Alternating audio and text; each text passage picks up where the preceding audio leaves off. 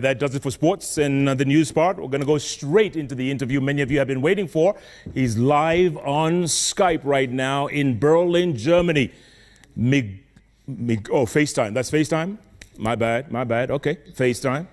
He's laughing too. Miguna, welcome to Jeff Koinange Live. It's good to see you smiling despite the ordeal that you've been through the last 24, 48 hours. Thank you, Jeff. So tell me, what's the latest? Yesterday, you were in you were in Berlin in the morning, Paris in the evening, and then you were in the plane and you were kicked out of the plane. Take it from there, please. So, Jeff, you know what happened. What happened yesterday was that I went to the TXL International Airport in Berlin to check in for my flight to Kenya through Frankfurt. And when I arrived at the check-in counter, the manager checked my name and it was already flagged. She took my passport and cross-checked it and said, yes, my name is listed on a red alert issued by the Office of the President in Kenya. So we went on the side and she showed me the red alert. That's the picture, in the image in German that I sent to you yesterday. And I asked her what was it about, and she said that the order was that Lufthansa had to cancel my flight because if they didn't, their plane would not be allowed to land in Kenya. So they had to comply with the directives. They didn't understand what the reason was. Well, now I can't even see you. It's okay. We can hear you, Miguna. We can hear you. Carry on. Yeah, so they didn't understand what it is because it was not explained. I showed the court order that had directed the Kenyan authorities to comply, and they said that I had to discuss with the so-called Kenyan authorities so that they had to, in writing, remove or cancel the red alert. Otherwise, they would not be able to carry it to Kenya. So after back and forth, and of course, after letting you know what was happening, the flight left me there, and I went to the lounge, and I waited. They managed to book for me my other flight, which was Air France flight, and I traveled to Paris from Berlin yesterday, and the flight that was supposed to take me to Nairobi was to leave around 7 p.m. French time. There was nothing untoward at the airport. There were a lot of Kenyans, and I believe that as of that time, there was no red alert. I waited, and then just before we entered the plane, I tweeted that we were coming, essentially that I was traveling to Nairobi. There seemed to be no problem. I checked in, I went to my seat like everybody else. We sat down. The doors were just about locked. The gate was already locked, and the plane was preparing to taxi so that it would take off.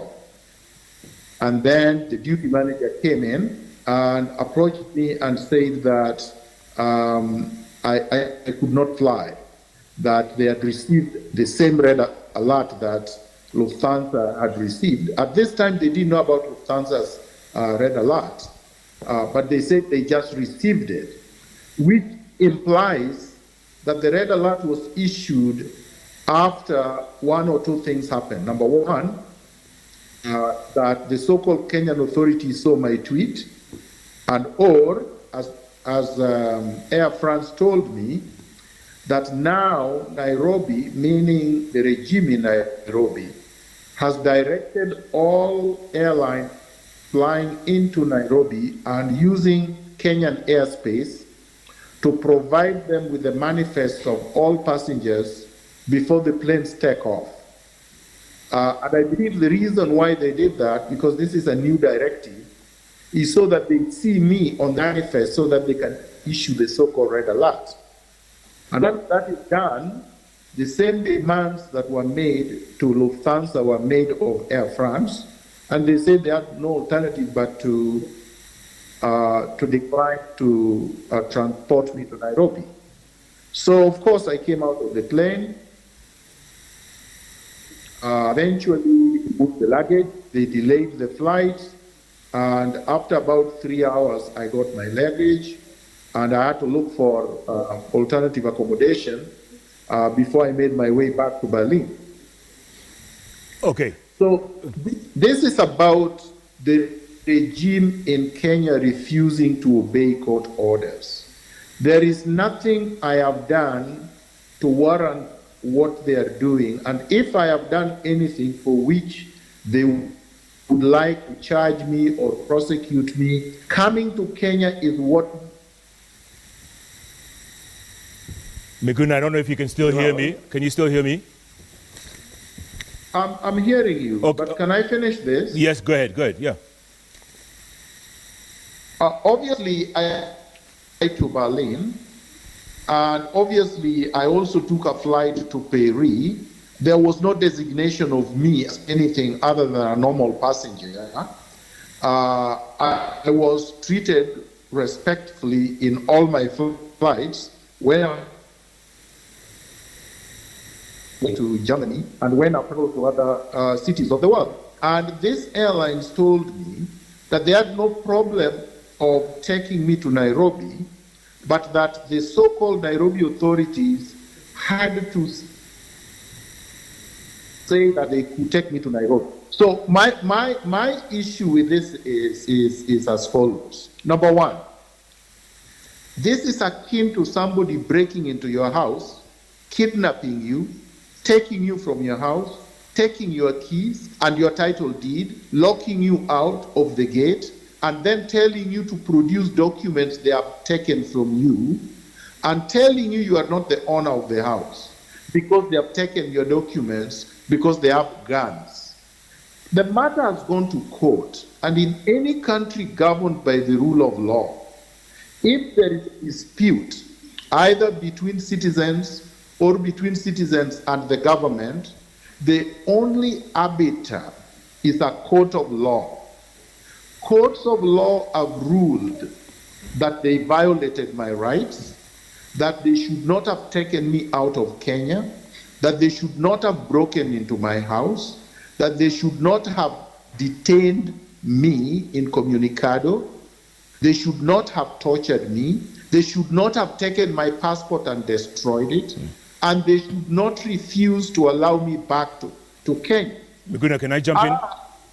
As of yesterday, Justice Korir said that they should allow me into Kenya using my Kenya national ID card and or the passport they took from me, which the court gave to my lawyers, and my lawyers have possession of. Miguna, let me jump in here if I will. Do that. Okay, let me jump in. Let me jump in real quick and say, look, and I'm sure you've seen the press release by government spokesman Cyrus Oguna saying, listen, he doesn't understand why Miguna hasn't walked into any embassy on the planet and applied for his passport. The embassy staff are literally waiting for you to give you your passport, according to his press release. Okay, so Jeff, listen to this. Number one, Oguna is not a party in court. This case is in court, and the courts have already ruled on it. Oguna cannot change the ruling of the court. A government cannot change the ruling of the court. If you have a problem with a court order, you appeal to the Court of Appeal, which they did and lost. And then the second appeal, they withdrew themselves. So that's number one. The court orders are crystal clear. The court orders are against them, not against me. The court orders are in my favor. And the court orders say, number one, return his passport in its valid form. Number two, allow him to enter Kenya unconditionally. Number three, his national ID card is enough for purposes of identity. Number 4, his passport that you destroyed is deemed valid and he can use it to leave or enter Kenya anytime he wants. And number 5, pay the damages that you are ordered to pay. They have not done any of that. Now they are putting other conditions to the court. They are now saying that they who have been found culpable are the ones to dictate to the court and to me how they are going to obey the court order. They are changing the court order. The court order did not say I should go anywhere to apply for the passport. The court order said return his passport. They are supposed to comply, period. Okay, I hear your point there, Miguna. A simple question that a lot of people are probably asking right now, by the way, is what do they fear from this man? What do they fear from you, Miguna, or about you? I think you know it, Jeff. Number 1, they can't buy me. They are used to buying almost everyone that has been criticizing them. They bribe you with money, like they did to Raila Odinga. Raila Odinga is muzzled. Raila Odinga is now singing Hosanna to Uhuru Kenyatta, who stole his elections and who killed his supporters, and whom he said he was going to remove from power because he said Uhuru was illegitimate, and I believed it. But Raila Odinga now is praising Uhuru Kenyatta. Raila Odinga has been bought, and I cannot be bought. So that's number 1. I cannot be bribed, and I cannot be bought. Number 2, I cannot be intimidated and threatened into silence. I have refused to compromise my principles, my ideology, and my values, my value of integrity. Number 3, I am right. I speak the truth, and I am fearless. And the youth of Kenya, they have realized, are actually supporting me. So what they are doing, imagine, Jeff, I'm one man, I'm unarmed, they don't have an army, I don't occupy public office, but they fear what I speak about and my ability to articulate what I am saying vis-a-vis their lies. For example, they are peddling lies that their BBI is supposed to unite Kenyans and to bring inclusivity and to bring peace. Am I not a Kenyan? And the courts have said I am a Kenyan. So how are they uniting with me when they refuse to allow me to come back to my motherland? How are they including me as part of Kenya by refusing to obey court orders? How are they bringing peace when they don't respect my basic human rights? So you can see everything is a lie.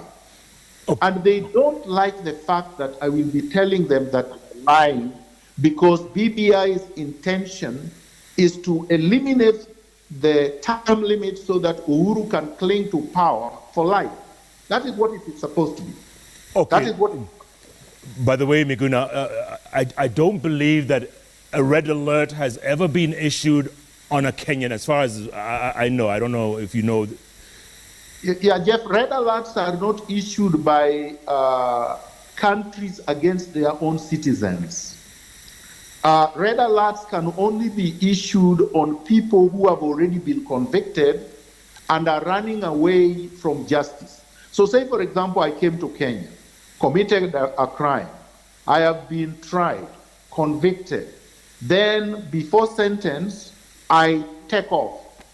The Interpol will issue a red alert. Office of the President or Interior does not issue red alerts.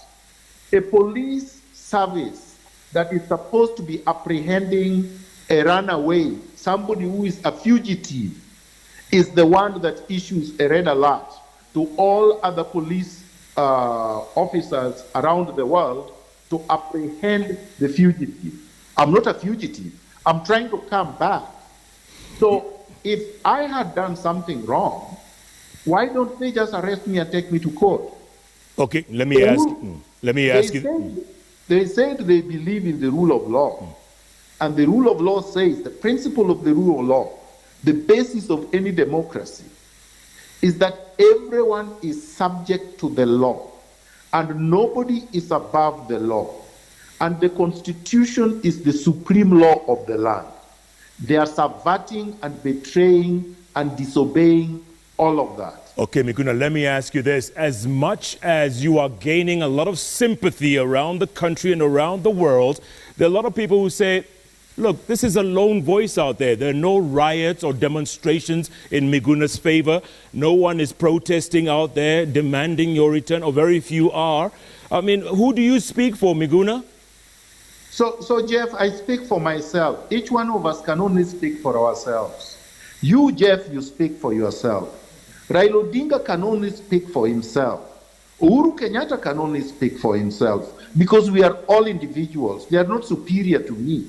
They're just human beings like you and me. The mere fact that you have power does not give you right to violate the rights of other people. Power is supposed to be exercised for the benefit of everyone, including Miguna. All right?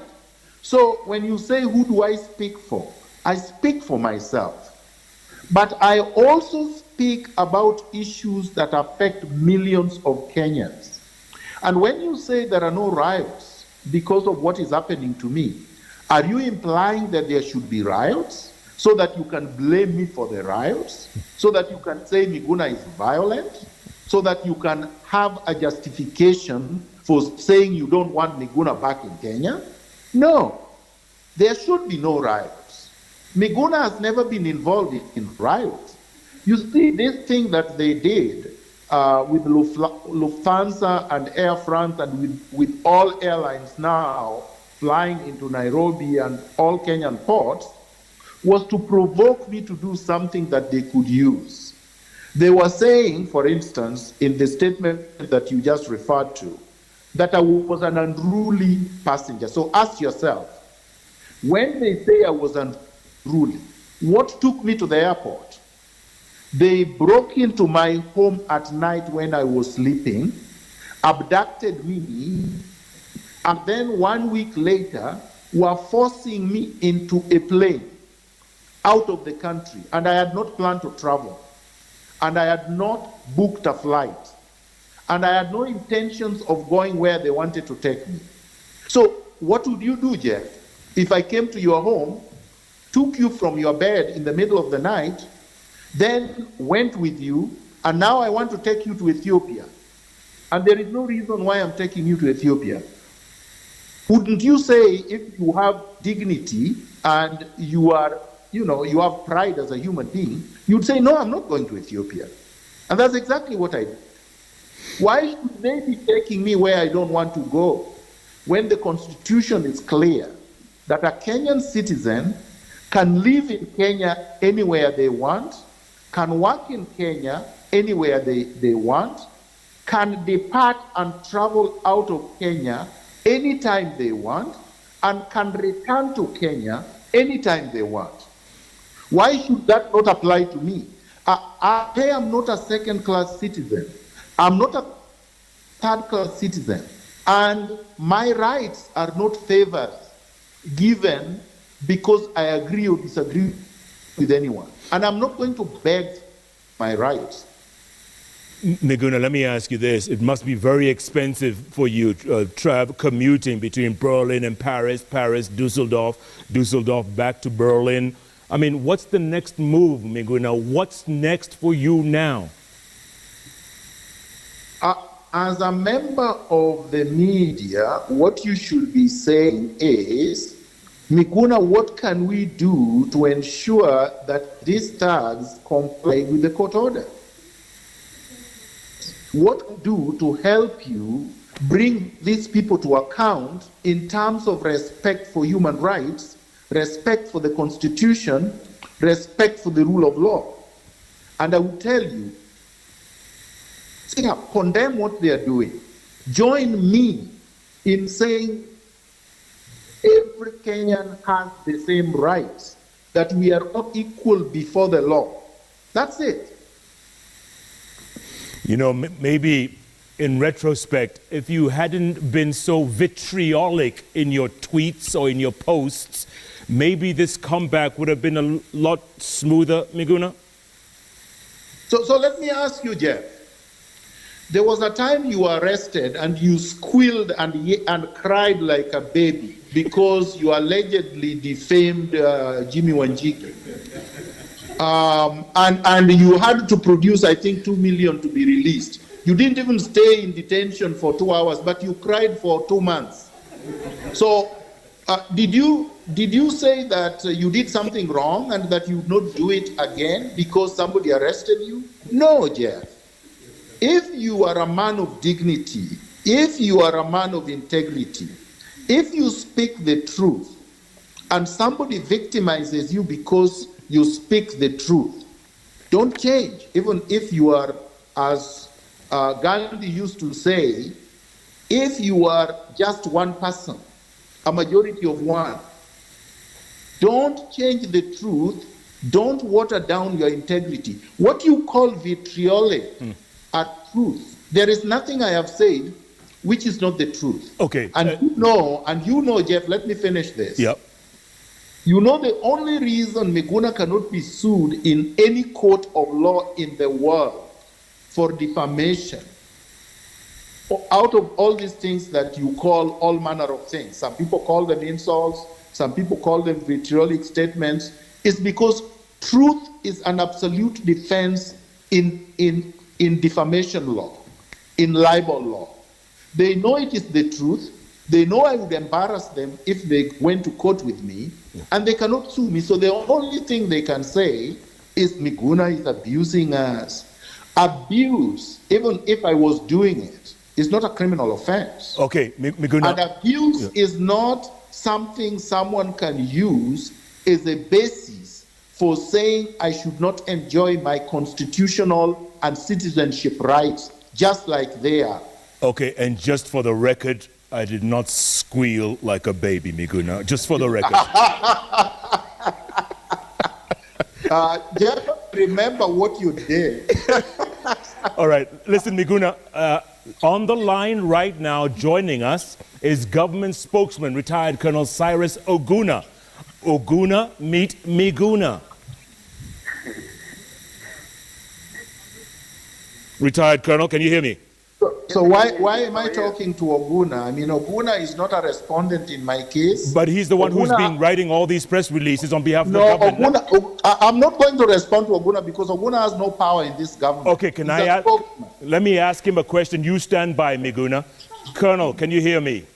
Yes, I can hear you, Jeff. How are you? So you sent out a press release today saying that Miguna should now walk into any embassy on the planet and he can get his Kenyan passport. Is that what basically you said?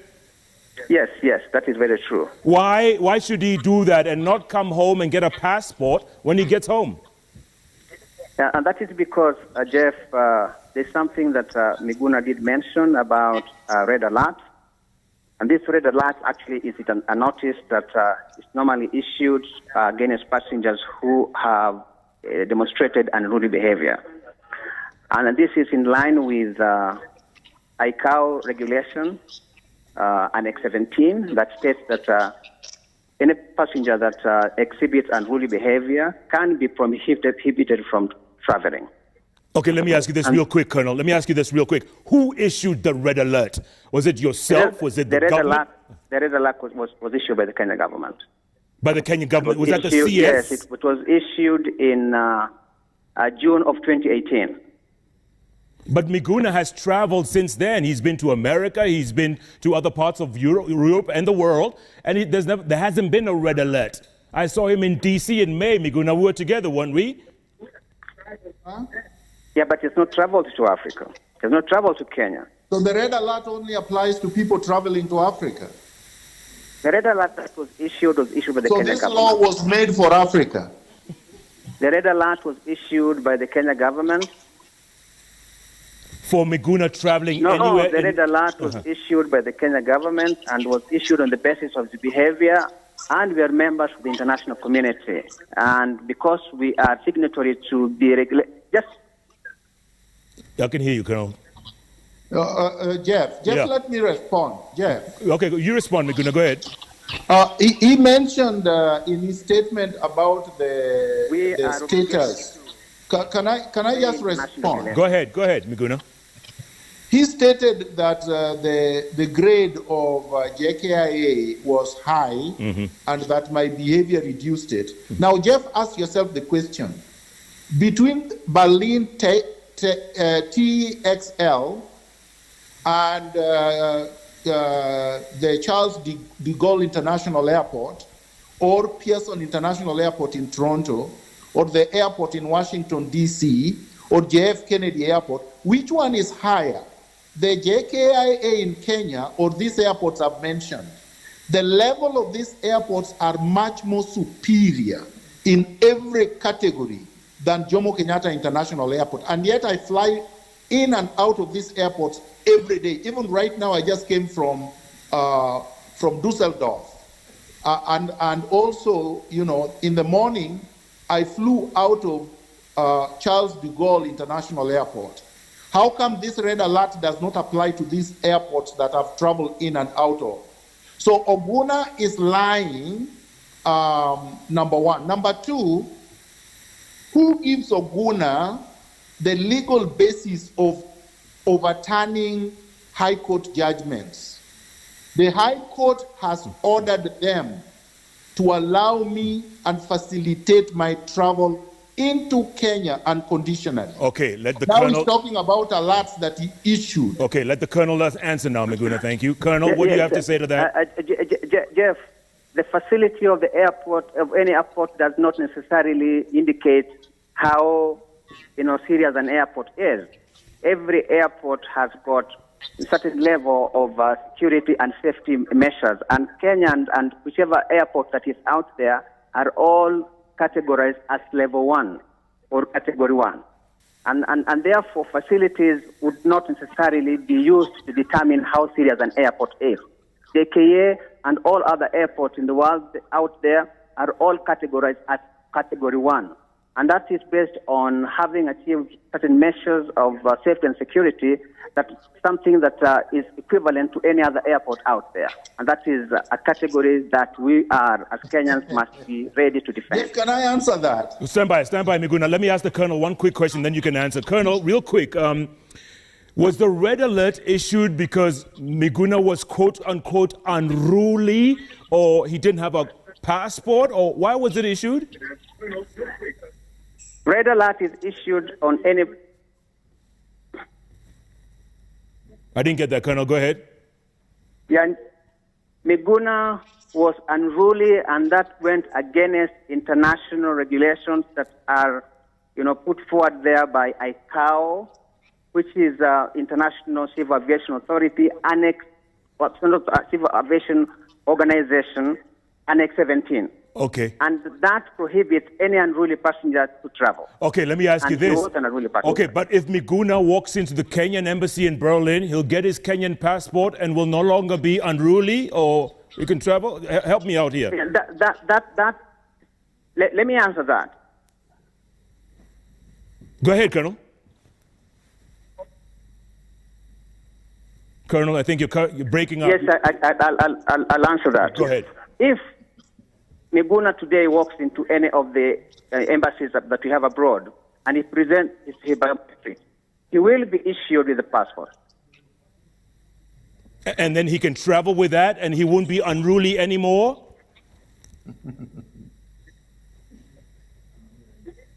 Jeff. Yeah, Miguna, go ahead. Jeff, you can see how illogical and ridiculous he sounds.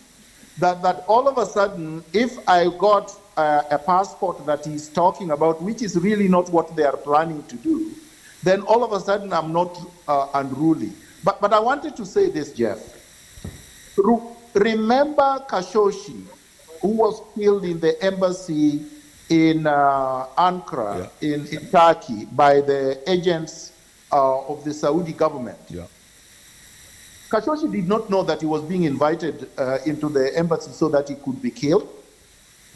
I am not that stupid and I am not that naive to walk into that kind of trap when there is no way anybody would be able to observe what is happening in the embassy when I'm surrounded by agents of the Kenyan government. So that I will not do, because I will not die like a shoshi. Number two,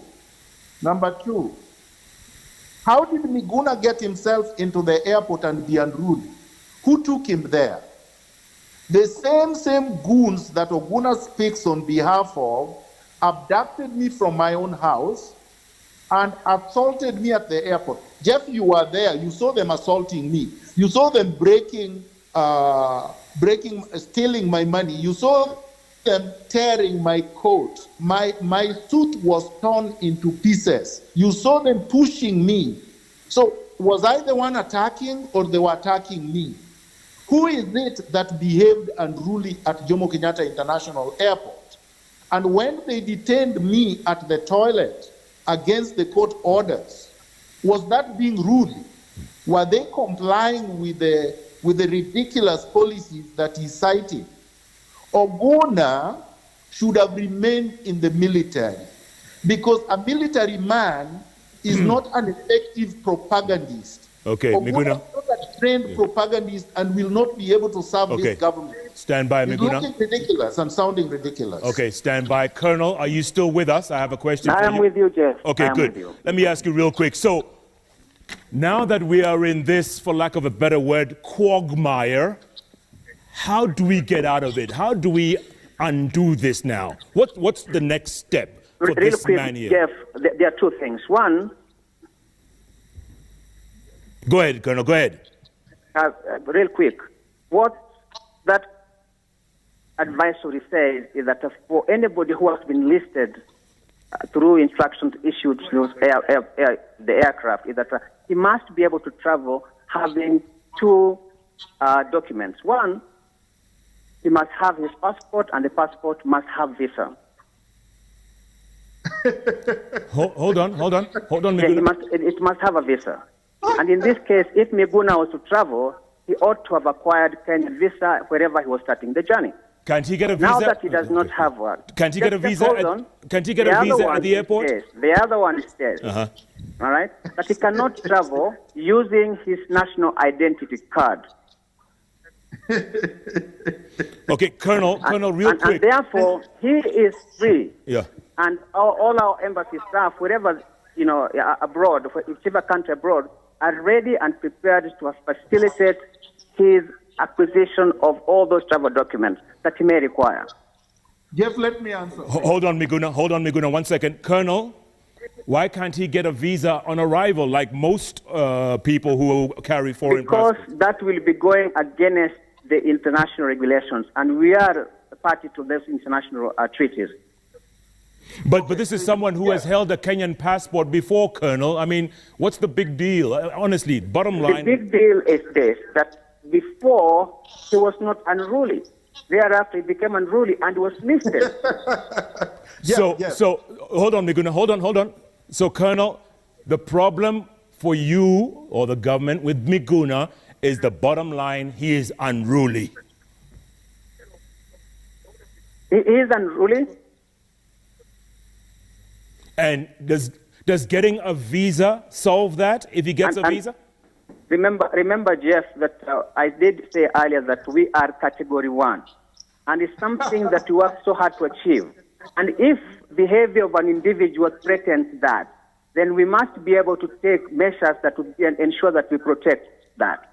But number 2 is this, that Miguna is free, very free to go to any of our embassies. And he will be facilitated to get necessary travel documents. And this is what that instructions states.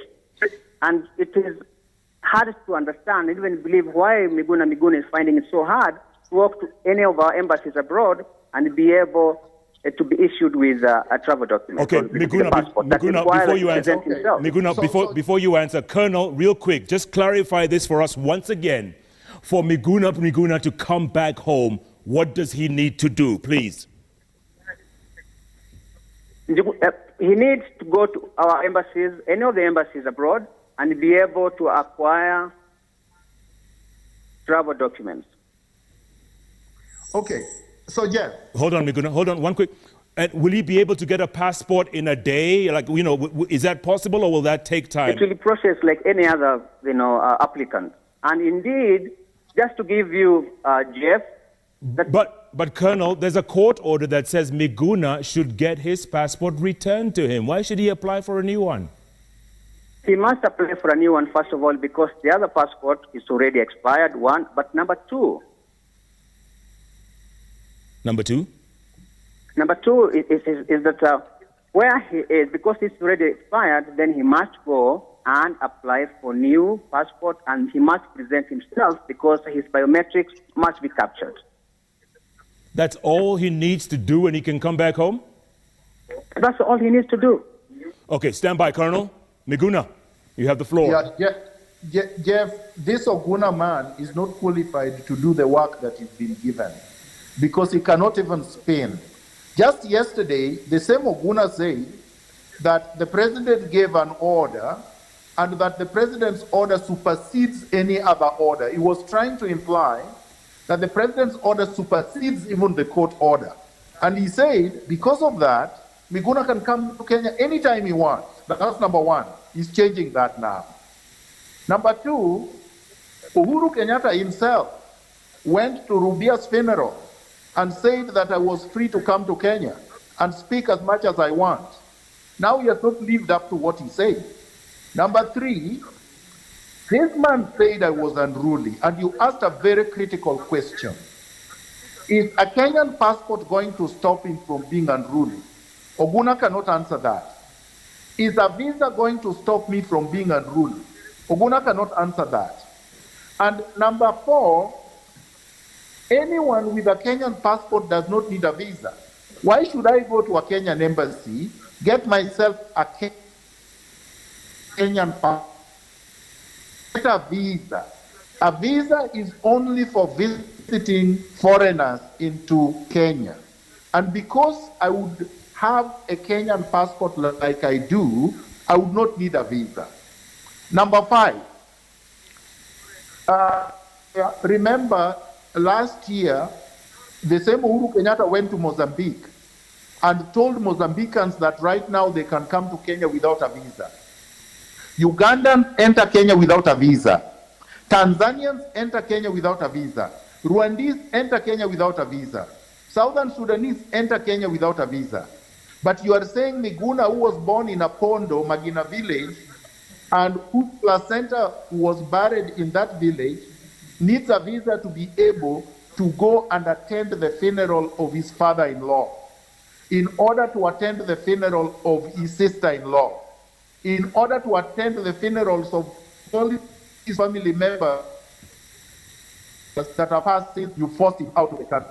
Oguna is also saying that, in fact, they are not saying they will comply with court orders and issue me with a passport immediately like the court said, that I have to go, quote unquote, through the normal process. Let me tell you this, Jeff. The biometrics are not taken at the embassies abroad, and passports are not processed at embassies abroad. Applications are processed at embassies abroad, but because embassy is under the Ministry of Foreign Affairs, whereas passports are issued by immigration, which is under the Ministry of Interior, the applications have to be taken to the Ministry of Interior and processed in Nairobi because Ministry of Interior has no stations abroad. So in other words, all passports are processed in Nairobi. Okay. Oguna may not know this. Let me finish. Oguna may not know this.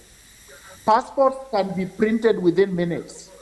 Someone like me, who was a political exile, got a United Nations passport printed in 30 minutes in Dar es Salaam in 1988. So Oguna is ignorant of what happened out there. Okay, stand by, Miguna. Stand by. Colonel, you've heard me. I've heard what he's saying. Stand by, and my Miguna. response to him is this, that what he's saying does not take into account that he is... Go on, Colonel. Hello? Go on, Colonel. We can hear you. What he's saying does not take into account that he's not just a normal traveler. He's a traveler that has been categorized to be unruly. And that is now that's a completely different status. You understand? And because of that, he must be able to comply with the requirements of somebody like that, who must therefore travel with, if he is going to travel with Canadian passport, then it must have a visa. Okay, stand by. Miguna, stand by. Colonel, let me ask you this. But in addition to that, let me just clarify this, Jeff, that over 3,000 Kenyans have applied for passports abroad, and they have been issued with passports abroad. Why is Miguna not willing to do that? Because Miguna, you took Miguna's passport illegally from his house in Nairobi. Okay, stand by. Miguna did not have his passport get lost. My passport was not lost. Okay, and stand by. My passport did not expire in 2018 when you took it. Okay, stand by. You Miguna took the passport illegally from me then went and destroyed it. Stand by, Miguna. Stand by. Yeah. Colonel. The passport that Miguna is talking about, Jeff, is an expired passport. Okay, you said that before, but let me ask you this. Allow him to travel. Okay. It was not expired when you took it from him. It is expired now. However, Jeff, we are, as a government, we are ready to comply and willing to comply with court ruling. But what is needed is facilitation, and we are ready to facilitate Miguna to be able to acquire travel documents, but he must present himself. Okay, let me ask you this, Colonel. Are you going to treat Miguna's case, or Miguna in particular, as a Kenyan citizen or a Canadian? Colonel? Hello? Colonel, do you hear me? Yeah. Miguna is a Kenyan citizen and also Canadian citizen. However, it's been listed as a unruly traveler. That should never lose sight of. Jeff. Miguna. Jeff, it is quite sad if this is the man that actually speaks on behalf of the government. It tells you why Kenya is a failed state. It tells you the reason why 75% of the Kenyan youth are unemployed when people like that are employed and should not be employed in those positions. It tells you why human rights abuses are rampant in African countries. Because any decent government cannot argue with a court order. A court order, like the Honorable Justice Odunga stated when he was convicting Matiang'i and his group, a court order is not a suggestion. It is not an invitation to a government. It is not a request. It is an order. And it must be obeyed by everyone if we are going to live by the rule of law. The rule of law covers everyone. No one is above the law. The president is not above the law. Oguna is not above the law. Miguna is not above the law. So when the court says Miguna is a Kenyan citizen that never lost his citizenship, you must accept what the court has said. And when the court tells you, return this man's valid passport the way you took it from him, you don't go like a primitive man, then you punch holes in that passport, then you tell Miguna that he has to go and get a new passport when the court told you, issue him with a good, valid passport. Okay. Period. We get your point, Miguna. We get your point. Colonel, I'm going to give you one last chance, okay? Give us the last word on this, because this is not going to go away, or it could end up really ugly. Give us the last word. The last word is Jeff, that as a government, we are ready to comply with court ruling. And the court said that we should be able to facilitate Miguna's return, and we're willing to do that. But Miguna must be able to present himself to any of our embassies abroad and be issued with a travel document. And presentation means that he will be able to give out his biometrics. That is the position. So Jeff, when did they buy my air ticket? Because facilitation, as I understood it from the court order, was that because they bought the air ticket that removed me illegally from Kenya, They must buy an air ticket and return me where they found me. All right, Miguna. I have now traveled many times and have spent more than $10,000 on airfare alone, and they have not reimbursed me one dime. Okay, you know what, Miguna? I'm going to send you the colonel's number and you can all talk on the side, okay? Thanks. No, I can't talk. No, Jeff, please don't belittle this. This is not about Oguna. All right, we'll have to leave it at that. His left from his right. Miguna. This is about obeying court orders. Understood. We'll have to leave it at that if you don't mind. But we wish you all the very best there in Berlin and hope to see you back home soon. And if you do, come on the bench, okay? Thank you. Thank you very much. Colonel? Thank you so much, Jeff. Thank you for your time as well. Appreciate you coming on and giving us the other side of the story. Thank you. Goodness gracious me. What do you say we take a break, huh? What do you say? Yeah, I agree with you. Let's take a quick break. Come back. Mark Bichache, Herman Manyora have been sitting there very patiently, listening to all the conversation. I'm sure they have a lot to say, folks. Thank you so much, guys, for staying on. Polenisana, apologies. But you know, news is news. Yeah. Now we're going to break it down. Jeff Koinange Live takes a break. We'll be back in a little bit.